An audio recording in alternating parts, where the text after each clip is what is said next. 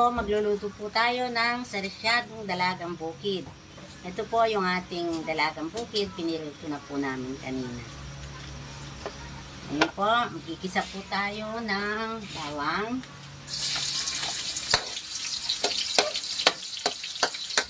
Po natin ilagay yung ating sibuyas.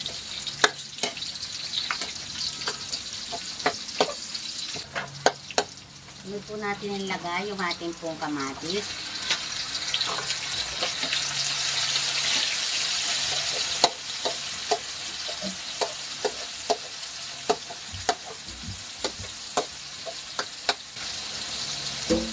Lagyan po natin ang tomato paste. Bago po natin siya lagyan ng tubig. And then, lagyan po natin siya ng tomato sauce. Maglagay po tayo ng tubig. Timplahan po natin ng konting Knorr seasoning. Lagyan po natin ng konting oyster sauce. Lagyan po natin ng paminta. Lagyan po natin ng konting sugar. Lagyan po natin. Pan muna natin po, pag kumukulo na, lagay po natin yung ating piniritong dalagang bukid.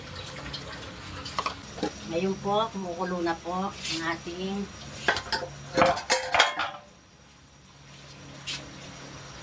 isang sibuyas tsaka tubig, may kamatis, tomato paste, tomato sauce.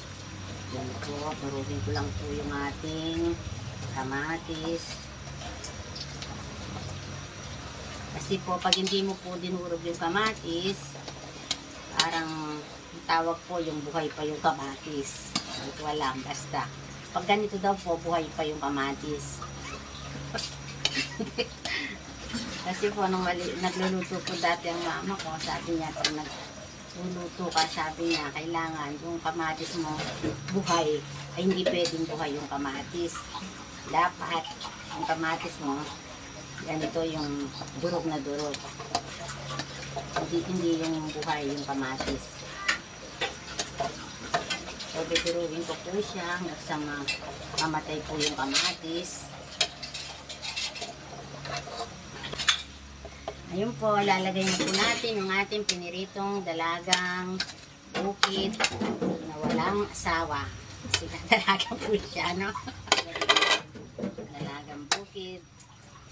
Sabihin siguro po niya, kaya tinawang dalagang bukid, wala po siyang asawa, matandang dalaga.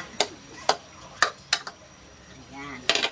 E pagkatapos po, lagay po natin yung ating black beans. Ngayon pala, ang tawag po dito, tawusi, black beans. Kasi si mama ko po, mahilig po siya magluto ng ganito po, sarisyado po. Mahilig po siya maglagay ng, ito po, itong black beans na ganito.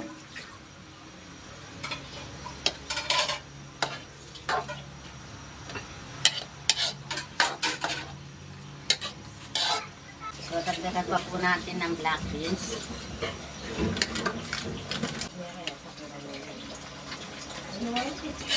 Ayan, muna po natin mag-observe, mag-absorb, ginagawa ko po mag-observe po pala, sorry po, yung ating dalagang bukid. And then po, lagyan po natin ng salt.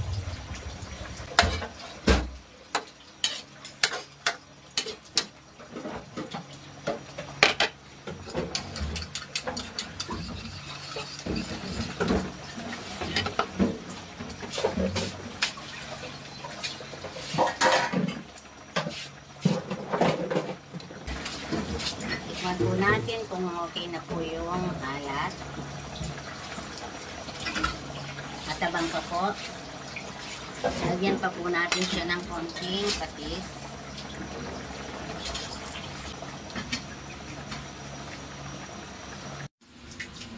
Ayan na po, luto na po yung ating sarisyadong dalagang bukid. Ayan na po tayo. Ayan na po yung aming finished product, sarisyadong dalagang bukid.